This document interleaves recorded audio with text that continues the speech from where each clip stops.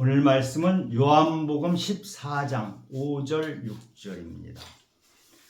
도마가 이르되 주여 주께서 어디로 가시는지 우리가 알지 못하거늘 그 길을 어찌 알겠사옵나이까.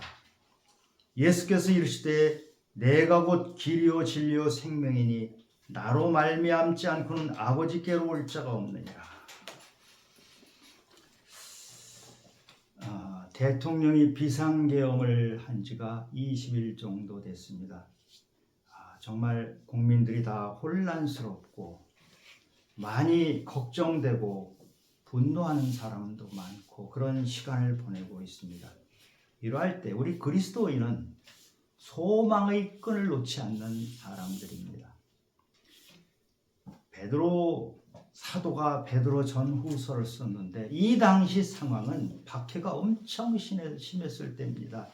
사람을 죽여서 꼬챙이로 꽂아놓고 기름을 발라서 태워서 그거를 가로등처럼 썼던 아주 잔혹한 무시무시한 박해의 그 시대를 사는 성도들에게 베드로 사도가 말을 합니다. 베드로전서 3장에 보면 너희 속에 있는 소망에 관한 이유를 묻는 자에게는 대답할 것을 항상 준비하라. 그리스도인은 다른 사람들이 보기에 놀랄 정도의 소망을 가진 사람들인데 그 소망의 이유가 뭔지 그것을 대답할 준비를 항상 가지고 있어라. 이렇게 사람들을 격려했어요.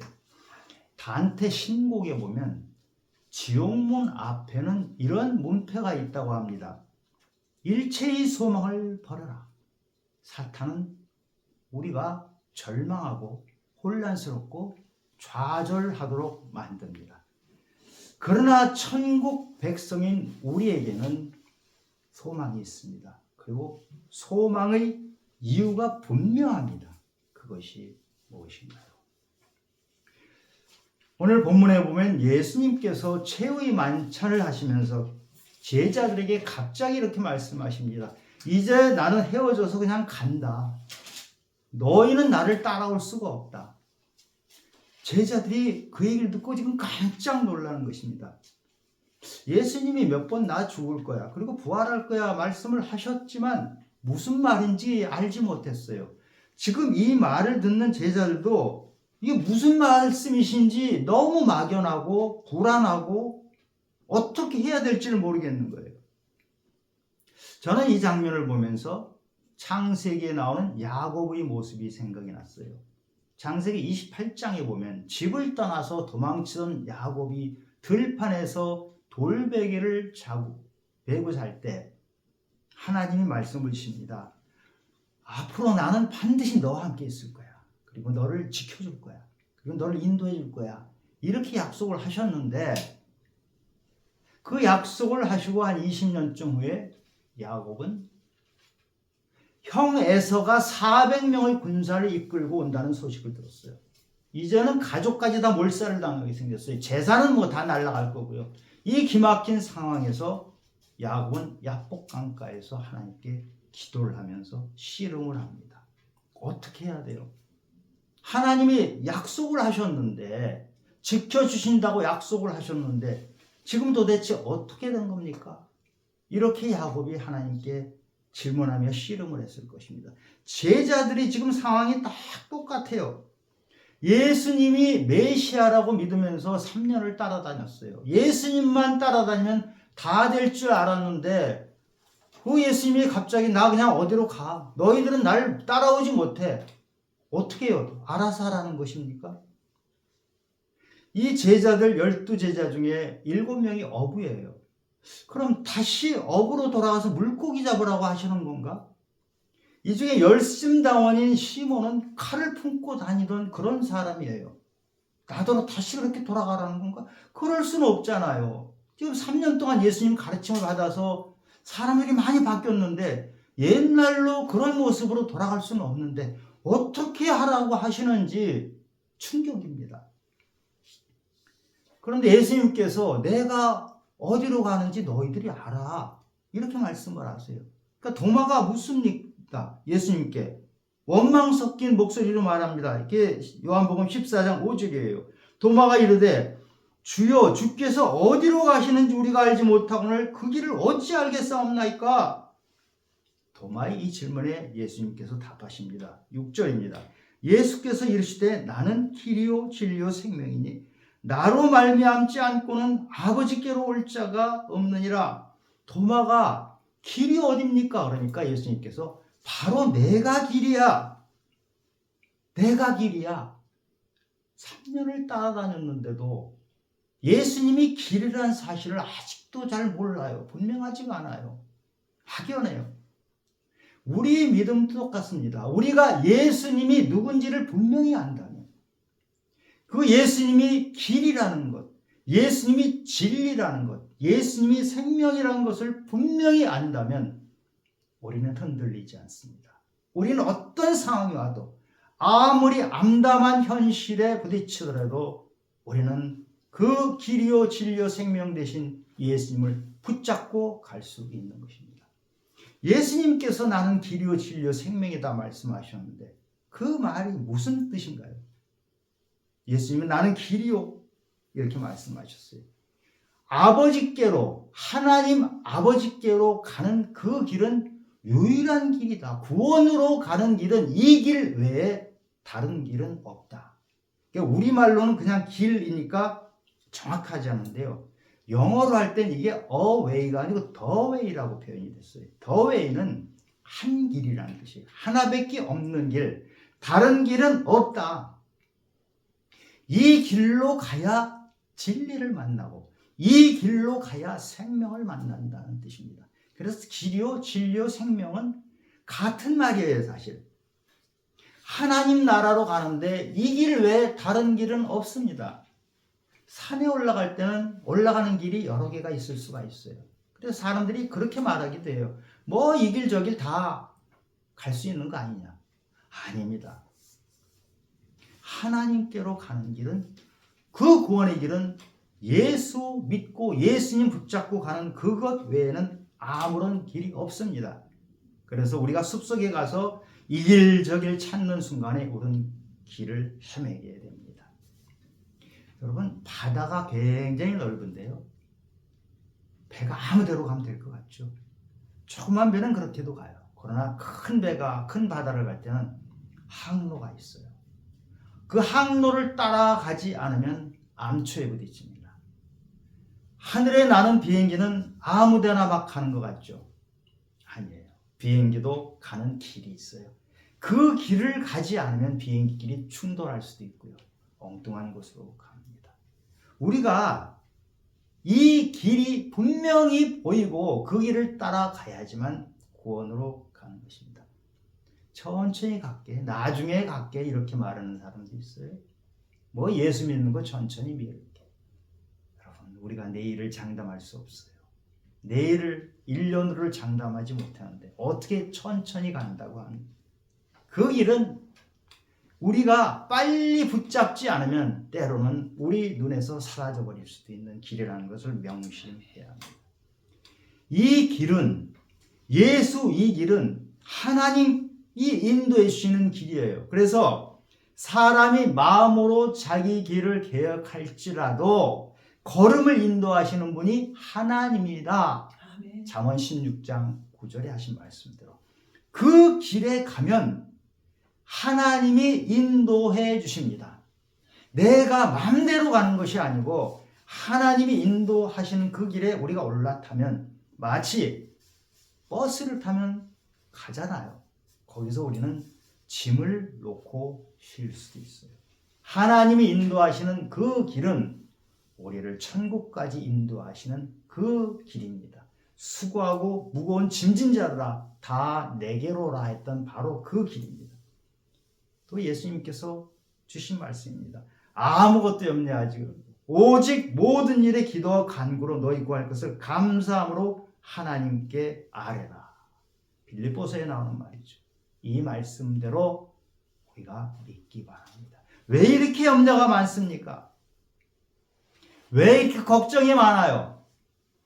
내 안에 믿음이 부족해서 그래요. 주님은 우리를 그 길에 가기만 하면, 그 길만 붙잡으면 반드시 간다고 하셨는데 지금 베드로가 있던 그 상황은 로마 압제하에서 예수 믿는다는 거 들키기만 하면 죽는 그 시대에 베드로는 다시 또 얘기합니다. 베드로전서 5장 7절에 너희 염려를 다 주께 맡기라. 그가 너희를 돌보심이라. 염려하지 마. 하나님이 너희를 돌보고 계시는데 너희가 믿음만 확실하면 그 돌보심을 믿고 가면 되는데 왜 그렇게 걱정이 많아? 이렇게 말하는 겁니다. 그런데 주님이 바로 내가 길이라 그렇게 말씀하셨지만 이 길을 따라가는 것이 그렇게 쉽지만은 않아요. 좁은 문으로 들어가라. 그 길이 협착하다. 그래서 가는 사람이 많지 않다. 그러나 멸망으로 가는 길은 너무 많은 사람들이 가. 문도 넓어. 우리가 가는 이 믿음의 길은 좁은 문을 향해서 협착한 길을 간 그런 길입니다. 우리 주변에 넓은 길로 가는 사람이 많습니다.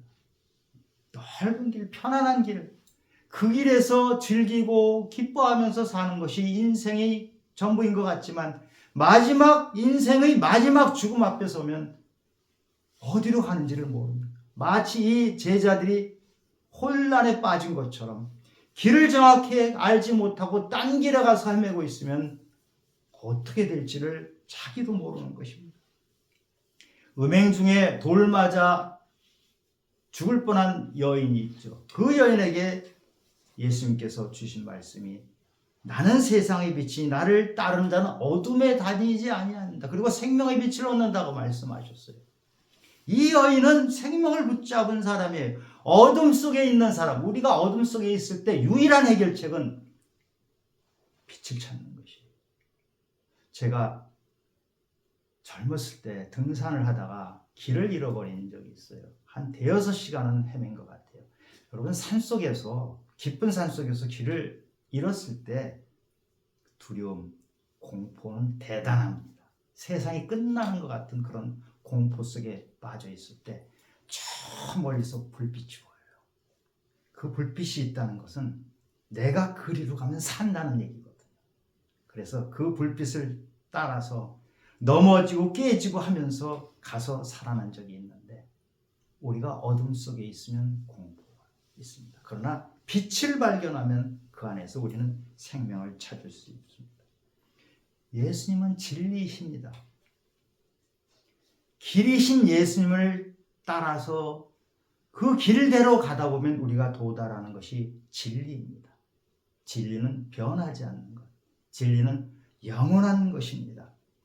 진리이신 예수님을 만나면 우리 안에 있던 가짜, 위선, 거짓, 우리 안에 있던 거품 다 사라지고 나의 진실, 나의 본체, 내가 있는 그대로 주님 앞에 나오게 됩니다. 저는 우리 모두 그렇게 살아가길 바랍니다.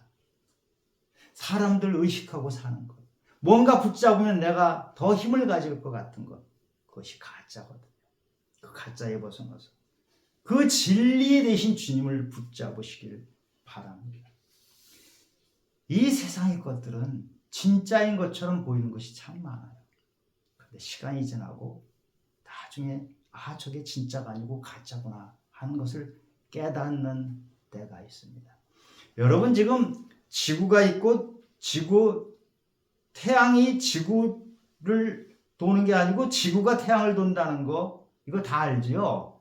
지구가 이렇게 태양을 돈다는 거 다 아는데 이것을 안 지 500년밖에 안 됐어요. 사람들은 수천 년 동안 그 전에는 지구가 우주의 중심이고 태양이 지구를 돈다고 거꾸로 알고 있었던 것이거든요. 우리가 병에 걸릴 때 세균에 의해서 병이 걸린다는 거 다 알잖아요. 애기도 알아요. 세균 때문에 병이 걸린다는 것을 안 지가 150년밖에 안 됐어요. 그전에는 뭐 때문에 병이 걸리는지를 몰라요. 그러니까 구슬했잖아요. 굿하고 무슨 점치고 이렇게 했어요. 전부 미신에 의해서 무슨 이상한 것들이 나를 씌워서 한 걸로 그렇게 착각을 했었죠. 그런데 균이 우리를 병들게 한다. 균이 썩게 만든다는 것을 안 지가 150년밖에 안 됐어요. 우리가 지금 진짜인 줄 알고 붙잡은 것이 가짜로 밝혀지는 것이 얼마나 많습니까? 여러분 인생을 살아오시면서 내가 이것이 나에게 정말 중요한 거다. 이것이 내 인생의 목표다라고 생각을 했는데 살아보니까 내가 잘못 붙잡았구나. 아마 이런 것이 있을 거예요. 저는 그런 순간이 참 많았어요. 내가 가짜가 진짜인 줄 알았던 것. 그러나 예수님은 내가 진리다. 진리가 너희를 자유롭게 한다고 말씀하셨어요. 여러분 알렉산더 대왕 아시잖아요. 제가 이 자리에서 몇 번 얘기도 했는데 알렉산더 대왕이 이 세상에서 자기가 가지고 싶은 거 다 가졌던 사람입니다. 나이 30살에 그 당시 세계의 온 땅이라고 하는 것을 다 정복했던 정복의 왕 알렉산더. 그가 병에 걸려 죽으면서 관에다가 구멍을 뚫어서 내 양손을 꺼내놓게 하라. 왜요? 천하의 알렉산더도 빈손으로 간다는 것을 사람들이 알게 하라. 그렇습니다. 인생은 내가 굉장히 이 땅의 것을 많이 가진 것 같지만 그것이 헛것이란 것을 나중에 깨닫습니다. 또 솔로몬 아시잖아요. 솔로몬은 이스라엘 왕 중에서 가장 넓은 영토를 가졌던 왕이고 보물을 기가 막히게 많이 가졌던 왕이고 아내가 1000명이나 됐던 왕이에요. 가지고 싶은 걸 다 가졌던 왕인데 가지고 싶은 걸 다 가졌기 때문에 결국은 우상을 숭배하게 됩니다. 아내들이 끌고 왔던 우상을 숭배하고 인생 마무리할 때 노년에 내가 헛살았구나. 그래서 쓴 것이 전도서잖아요. 헛되고 헛되면 헛되고 헛되니 모든 것이 헛되다 하는 것을 늦음하게 알게 된 거예요. 이 세상 것 다 붙잡은 것 같은데 그것이 헛것이란 것을 노년에 이르러서야 알게 된 거예요. 그래서 예수님께서 밭에 감추어진 보화 말씀을 하십니다. 진짜 중요한 것이 밭에 감춰져 있으면 자기 나머지 모든 재산을 다 팔아서 그걸 산다는 거예요. 우리가 예수가 진리라는 것을 확실히 안다면 이 땅에 있는 많은 것들 정말 허접한 것, 가짜인 것 붙들고 있는 것에서 손을 놓을 수가 있어요. 그래서 예수를 붙들고 그 안에서 진짜 진리를 찾게 되는 것, 이것이 믿음의 길입니다. 예수님은 생명이십니다. 요즘 갈수록 조화가 꼭 진짜 같아요. 진짜 꽃보다 더 예쁘게 나오는 것이 조화 같아요. 그런데 조화는 열매를 맺지 못하죠. 조화는 열매를 맺지 못하기 때문에 생명이 없기 때문에 조화에서는 그 다음 씨가 나오지 않습니다. 생명은 생명으로 이어지는데 조화는 그 다음 생명이 없는 것입니다. 다윗이 시편 23편에서 그가 나를 푸른 초장에 누이시고 쉴만한 물가로 인도하십니다. 그래서요, 하나님께서 쉴만한 일가로 인도해 주셔서 어떤 일이 일어납니까? 그 다음에 이어지죠. 내 영혼을 소생시키시며. 하나님은 쉴만한 물가로 인도해서 너 그냥 편안히 거기서 먹고 자고 하라 이게 아니고 영혼을 소생시키셔서 다시 살아나게 하셔서 새 생명을 얻게 하셔서 이 세상을 다르게 볼 수 있게 하는 하나님이시라는 거예요. 예수님께서 사마리아 수가성 여인을 찾아가잖아요. 그 여인은 낙심했던 여인, 인생 실패했던 여인, 절방했던 여인, 인생에 아무런 의미도 찾지 못하고 매일매일 물 한 동이 떠가는 것이 인생 전부였던 그 여인에게 예수님께서 내가 너에게 영원히 목마르지 않는 생수를 주겠다고 말씀하시죠. 이 물을 마시면 다시 목마르지만 내가 주는 물을 마시면 영원히 목마르지 아니하리라. 그래 이 여인이 어떡합니까? 이 여인이 물동이를 던져놓고 마을 사람들에게 뛰어가서 내가 그리스도를 만났다 외칩니다. 이런 변화가 있는 것이에요. 생명이 들어가면, 예수 생명이 들어가면 그대로 있으면 생명이 안 들어간 거예요. 우리 믿음의 사람들에게 예수 생명이 들어왔다 그러면 변화되고 새 생명이 잉태되는 것이 정상인 거예요. 그래서 고린도후서 5장 17절에서 누구든지 그리스도 안에 있으면 새로운 피조물이라 예수 믿으면 새로워진다. 이전 것은 지나갔으니 보라 새 것이 되었도다. 이제는 너희가 옛사람이 아니다. 이제는 새 사람이다. 변화되었다. 물이 포도주로 바뀐 것처럼 변화된 삶을 산다. 이 얘기를 하는 거예요. 그것이 생명이에요. 누구나 길을 잃을 때가 있어요.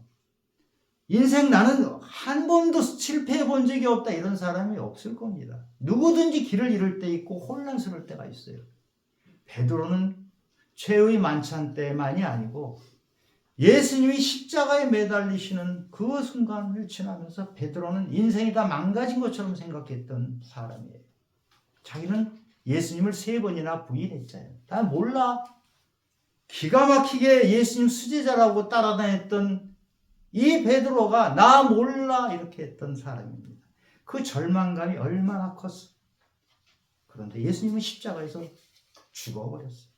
그 예수님이 부활하시고 나서 예수님을 다시 베드로가 만나고 나서 베드로에겐 새 생명이 들어왔어요. 베드로에게 새 생명이 들어오니까 어떤 일이 일어납니까? 3,000명이 회개하는 일이 일어나요. 사람들에게 베드로가 설교하면 3,000명이 회개하고 40살이 되도록 걷지 못하던 그 장애인이 뛰는 놀라운 일이 일어납니다. 저는 우리들에게도 이런 일이 일어나기로 합니다. 우리 회복되는 이 사람들 보지 않습니까? 치유되는 사람들 보지요. 우리가 예수 믿고 그 생명이 들어오면 내 안에서 생명이 꿈틀꿈틀 살아서 움직이는데 어떻게 그대로 있습니까? 뜨거운 불덩이, 예수 생명 뜨거운 불덩이가 내 속에 들어오면 훌딱훌딱 뛰는 것이 정상 아닙니까? 예수 믿는데도 밋밋하고 예배 드리고 나서도 밋밋하고 그런가 보다. 이런 건 예수 생명이 안 들어와서 그래요. 예수 생명이 들어오면 나의 과거가 아니고 이제는 새로워져서 미래는 전혀 다른 삶을 살겠다 이렇게 되는 것입니다. 예수 생명이 들어오면 일상에 감사합니다. 매번 보던 꽃이 들풀이 너무 아름다워요. 태양은 아침마다 떴던 태양이 너무 감사해요. 생명이 들어오면 내 안에 감사가 들어옵니다. 생명이 들어오면 내 안에 사랑이 들어옵니다. 우리가 사랑할 게 뭐가 있습니까? 우리 어린애기, 손자, 손녀는 사랑을 하게 되지만 인간들을 보면요. 그 속에 더러운 것을 보면, 가짜를 보면, 위선을 보면 사랑할 것이 하나도 없는 것이 우리 인간 존재예요. 그러나 예수 사랑이, 예수 생명이 내 안에 사랑을 잉태해 주시면 그 예수 사랑 때문에 내 안에 사랑이 자라서 사람들을 사랑할 수 있게 되는 것입니다. 우리가 어떻게 인간을 용서합니까? 내가 당한 것이 얼마나 억울한데 저 사람이 미운데 어떻게 용서를 합니까? 예수 생명이 내 안에 들어오면 내가 예수님으로부터 용서를 받은 존재이기 때문에 내가 용서를 하게 되는 놀라운 변화가 생깁니다. 이것이 기적입니다. 기적은 안진뱅이가 일어서는 것도 기적이지만 나의 과거 인생, 내가 누군지 알잖아요. 내가 얼마나 비겁하게 살았는지, 얼마나 내가 더럽게 살았는지 남들은 모르지만 내가 아는데 그 인생이 통째로 뒤바뀌어 버리는 것. 이것이 기적입니다. 혹시 길을 잃으신 분이 있습니까? 주님이 부르십니다. 그 음성을 들으시면 우리는 다시 생명을 얻습니다. 혹시 넘어졌어요? 주님이 손을 내밀고 계십니다. 그 손만 붙잡으면 다시 일어날 수 있습니다. 혹시 다 잃어버리셨어요? 남은 것이 아무것도 없다고요? 아닙니다. 예수를 잡았으면 다 얻은 것입니다. 다시 시작할 수 있어요. 왜 다시 시작하지 못합니까? 예수를 못 만났기 때문에. 나는 이 세상에 내가 가지고 있는 것이 전부인 줄 알았는데 그것이 다 사라지니까 이 세상 끝이라고 보지만 아니에요. 예수님은 우리에게 새 생명을 오셔서 다시 시작하게 만들어 주십니다. 그러기 때문에 우리는 다시 일어나는 거예요. 나이 드신 분이 보통 이렇게 얘기하죠. 이 나이에 무슨 희망, 그냥 이대로 사는 거지. 아니에요. 요엘서에서 뭐라고 합니까? 노인들은 꿈을 거라고 합니다. 여러분, 우리 이 땅에 생명이 끝나는 날까지 소망 가운데 사는 사람입니다. 우리의 소망은 이 땅의 것이 아니기 때문에 하늘나라의 소망을 둔 사람들이기 때문에 이 땅에서 아무리 험한 상황이 펼쳐지더라도 아무리 이상한 일이 일어나더라도 아무리 박해를 받아서 내가 죽은 다음에 시체가 불태워질지라도 그럼에도 불구하고 이 땅에서 우리는 소망의 끈을 잡고 사는 사람들입니다. 왜냐고요? 우리는 죽음이 끝이 아니라는 것을 알기 때문입니다. 그래서 소망이 믿음입니다. 믿음은 바람이 멀리 있는 것이 아니고 지금 현재 이루어졌다고 생각하는 것이 믿음이고요. 바람이 앞으로 이루어질 것이라고 믿는 것이 소망이에요. 소망은 믿음이에요. 우리가 소망이 없다면 우리 안에 믿음이 없어서 그런 것이죠. 로마서 8장 24절 25절에 우리가 소망으로 구원을 얻었음에 보이는 소망이 소망이 아니니 보는 것을 누가 바라리요? 만일 우리가 보지 못하는 것을 바라면 참음으로 기다릴지니라. 소망은 지금 안 보이는 것을 앞으로 일어날 거라고 믿는 그 믿음이에요. 그래서 소망의 인내가 필요합니다. 주님께서 주시는 인내를 가지고 우리는 우리 바람이 주님께서 주시는 바람이 이루어질 것을 믿는 거예요. 귀를 기울이시기 바랍니다. 그러면 목자의 음성이 들려요. 길을 헤맬 때 우리가 분주하게 돌아다니지 말고 귀를 열어놓으면 목자가 우리를 부르는 그 음성이 들립니다. 분주하면서 잠깐 멈추어서 주님이 부르는 그 소리, 그 음성에 귀를 기울이시기 바랍니다. 다시 한번 부탁드립니다. 혼돈의 시대, 실패의 시대, 상상할 수 없는 이상한 일이 일어나는 지금 이 시대, 우리 지도가 설사 괴물 같을지라도 생명을 주신 예수 그리스도를 붙잡고 그 소망 가운데 사는 성도님들이 되시기를 예수님 이름으로 기도드립니다.